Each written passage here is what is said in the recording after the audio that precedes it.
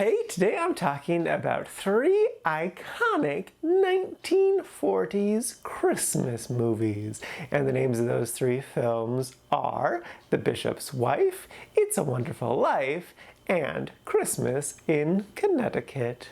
I'm not talking about A Miracle on 34th Street, even though that is a very iconic 40s movie, because I'm saving it for another video. So yes.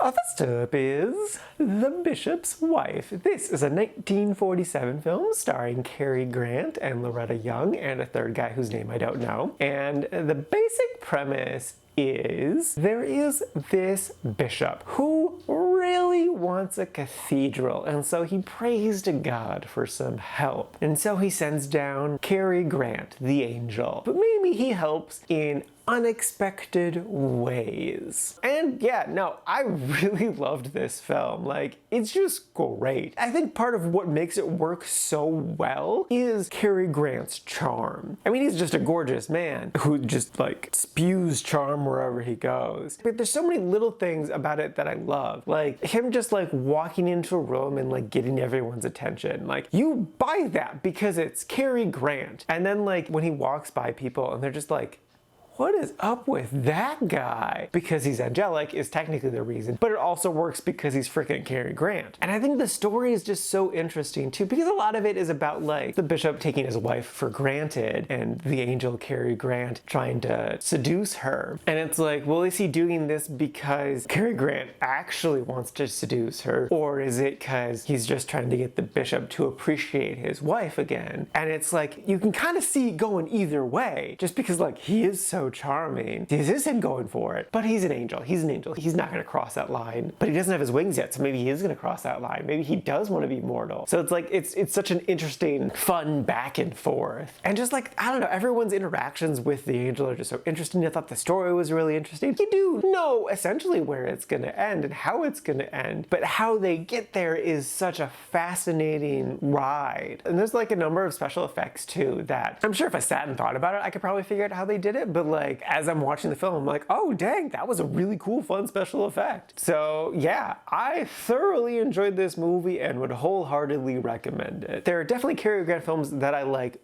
better, but this might be my favorite Cary Grant film where Cary Grant is my favorite in it, if that makes sense. Like, he's the reason it's so good. In other words, I really love this film, wholeheartedly recommend. Just a wonderful film, but also a great Christmas film.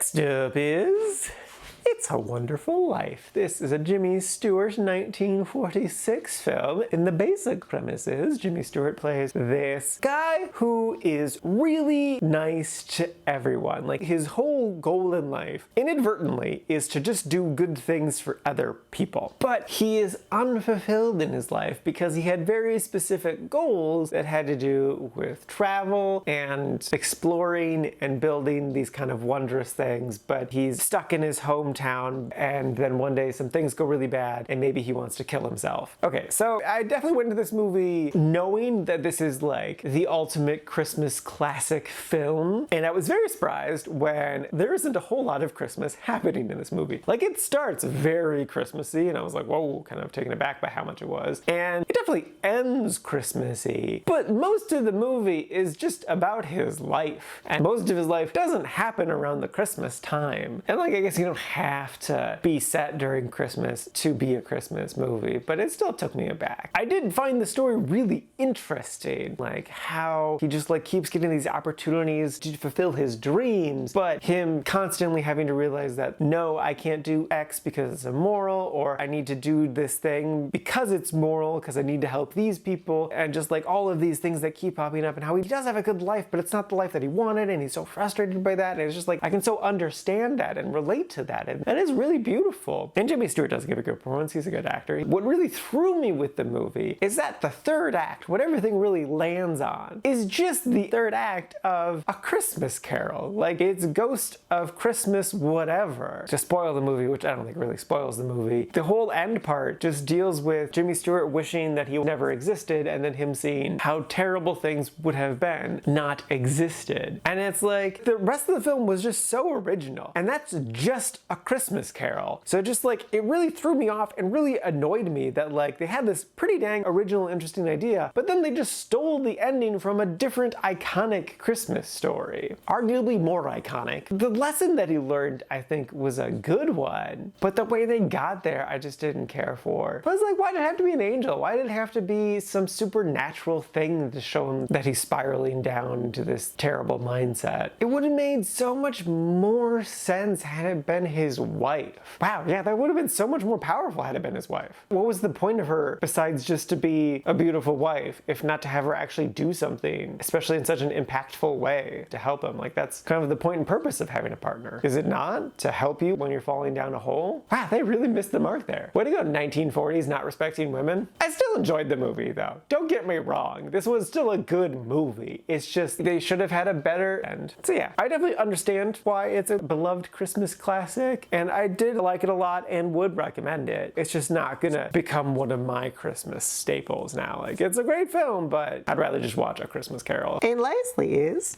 Christmas in Connecticut. This was a 1945 Christmas film, and the basic premise is really interesting. I actually love the premise of this a lot. It's very sitcom-y, but I think they did a good job with pacing so that it doesn't feel like it's a 30-minute story stretched into 90 minutes. It feels like they added enough along the way that it really worked as a film. But the premise is this woman who writes this country life cooking section for a magazine is a big phony. She's actually a wannabe high society city life woman who just gets her recipes from this German cook that she knows. But then it's Christmas time, and there's this war hero who really likes her writing and wants to come spend Christmas with her, and through a convoluted means he gets to do that. It's actually another person's idea for him to do it, but it's a whole thing, but it's fine. And so now she, with some of her friends, have to pretend to be this character that she's written in the magazine when they're all not that thing. And it's, yeah, just super situational comedy type of things. There's like this whole thing with a baby that's really funny. It's a lot of fun. It's really interesting. It's all set at Christmas, which I really liked. And I do like the romance aspect to it, because there's kind of like a love triangle, love square, messy love stuff going on. That was nice. I don't really have any complaints about it. I did like this film a good solid amount and would totally again recommend it. It's a good, interesting, fun little movie that was a nice, pleasant Christmassy time. Alright, for today's rankings. First up, we got The Bishop's Wife, sitting number 37 in the Really Like section. And then after that is It's a Wonderful Life, sitting number 96 in the Quite Like section. And then bringing up the rear is Christmas in Connecticut, sitting at number 132, also in the Quite Like section. And this is have a total of 255 old movies so far this year.